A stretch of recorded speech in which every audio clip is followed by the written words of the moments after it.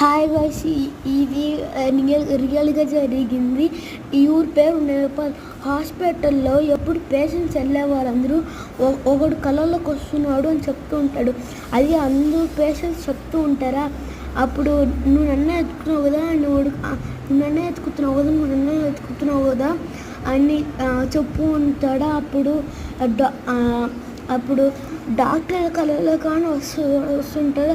Doctor shock అయిపోతాడు.